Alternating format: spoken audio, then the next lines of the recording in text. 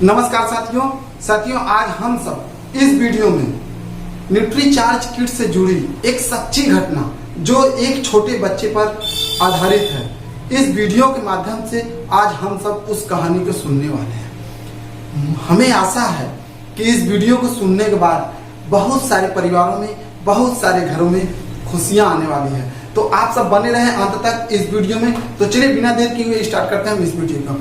साथियों, ये कहानी शुरू होती है वाराणसी जिले के एक प्यारे से गांव कपरफरमा से। साथियों, इस गांव में कुछ सदस्यों का एक मध्यम वर्गीय परिवार रहता है, जिसमें एक बालक होता है और वो धीरे धीरे बढ़ता है और शिक्षा काल से ही उस बच्चे के पिता का साथ उससे छूट जाता है। इस कारणवश उस बच्चे के ऊपर जिम्मेदारी आ जाती है पूरे परिवार की और उसे जो भी काम मिलता है वो काम करने लगता है और इसी तरीके से अपने परिवार का भरण पोषण करता है। इसी बीच में वो बच्चा धीरे धीरे बड़ा हो जाता है और उसकी एक खूबसूरत सी, एक अच्छी सी लड़की से शादी हो जाती है और बहुत अच्छा परिवार उसका चल रहा होता है। उस बीच में वो लड़का राजकीय मिस्त्री यानी जोड़ाई का काम करता है, जो धूप में, एकदम कड़ी धूप में, जो बाहर या प्लास्टर जो सब कुछ काम करते हैं राजकीय मिस्त्री, वो वाला काम कर रहा होता है। और इसी बीच में उसके पास एक नन्हे से प्यारे से बच्चे का जन्म होता है और पहला बच्चा बहुत अच्छा होता है और वो स्वस्थ रहता है, बहुत अच्छे से चल रहा होता है।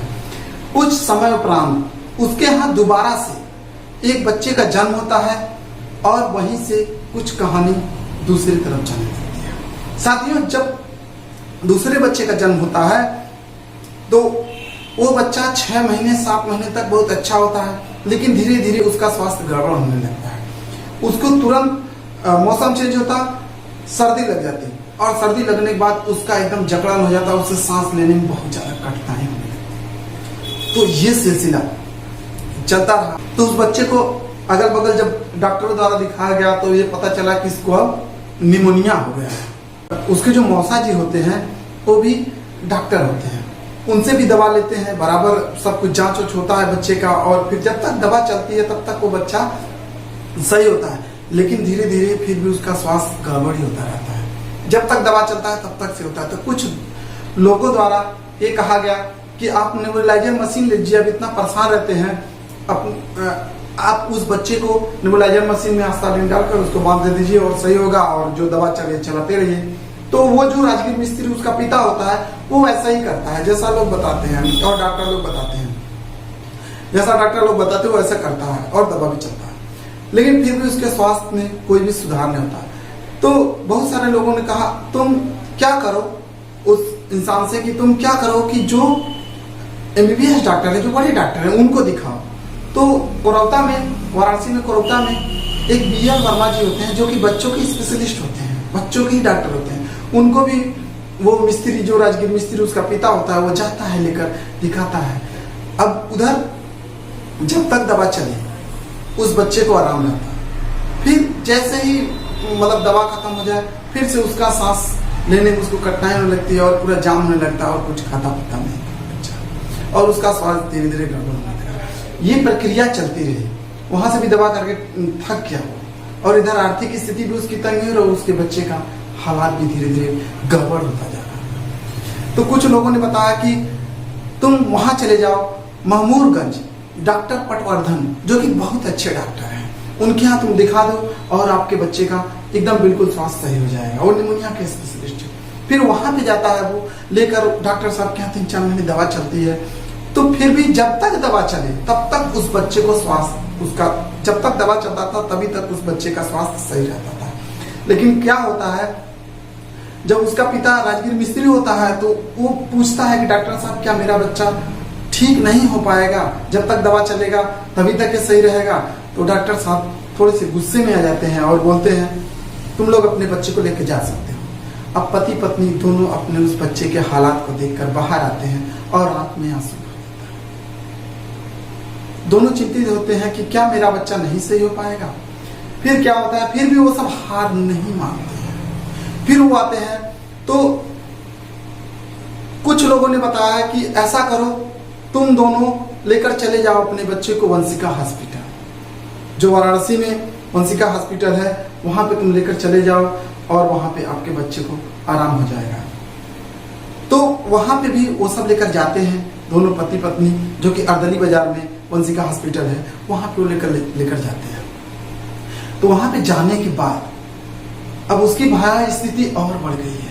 उसको सांस लेने में बहुत ज्यादा तकलीफ हो रहा है। छोटा बच्चा है और उसको सांस भी लेने में दिक्कत हो रही है। लगभग 1 साल से लगभग अधिक हो रहा होगा वो बच्चा, लगभग 1.5 साल तक का। और जब डॉक्टर साहब बोलते हैं कि ऐसा करो, इस बच्चे का बलगम खींच कर निकालना पड़ेगा पाइप द्वारा, मशीन द्वारा, तो अब डॉक्टर की बात है, पति पत्नी मानते हैं। फिर उसके बाद जाते हैं, जब मशीन पे उसको लेकर जाते हैं, जब उसके अंदर पाइप डाली जाती है तो बच्चा करहा जाता है और उसकी माता से ऐसा देखा नहीं जाता है। कोई भी माँ अपने बच्चे को इतना तकलीफ नहीं झेल सकती है। चलिए, पिताजी का दिल कठोर होता है, उसका पिता उसको हाथ में लेता है और डॉक्टर साहब उसके बलगम को निकालते हैं और खड़खड़ा के खींचते हैं। जब खींचते हैं तो बच्चे का एकदम तड़पड़ा जाता है और इतना कष्ट होता है उस बच्चे को कि वो बच्चा अपने पिता के हाथों पे लैट्रिन तक कर देता है।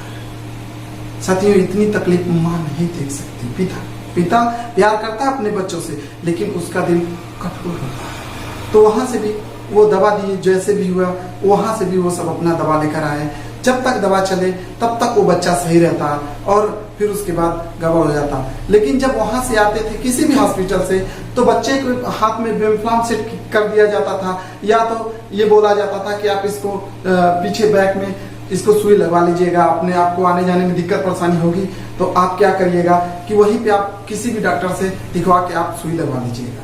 साथियों, जब उसको सुई लगता तो बगल के ही गांव पे जब उसको सुई लगाए जाते थे तो एक विजय सर होते हैं, वो पकड़ते हैं, बच्चे का पैर पकड़ते हैं। अगर बेन सेट रहता है तो कोई दिक्कत नहीं होती है, तो उसको पकड़वा कर सुई लगाती है। ये प्रक्रिया चलती रहती है। तो जो विजय जी होते हैं वो उस राजगीर मिस्त्री से बोलते हैं कि अरे यार, तुम इतना ज्यादा परेशान रहते हो, क्यों ना तुम एक मैं पाउडर दे रहा हूँ न्यूट्रीचार्ज किट, इस किट को क्यों नहीं देते अपने बच्चे को, आराम हो जाएगा। तो वो राजगीर मिस्त्री बोलता है, जो उसका पिता होता है बच्चे का, बोलता है क्या जितने डॉक्टर थे क्या उनके पास ऐसा नॉलेज नहीं था?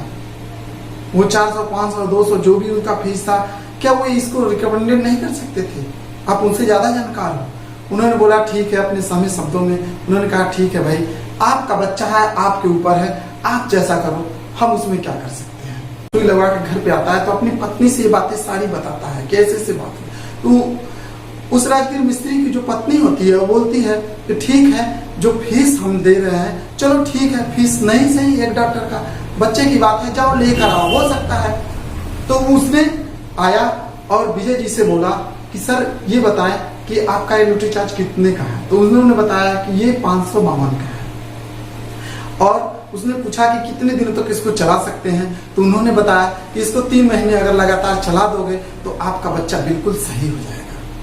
तो उसने वैसा ही किया और विश्वास पे, उनके विश्वास पे गया और लेकर आया।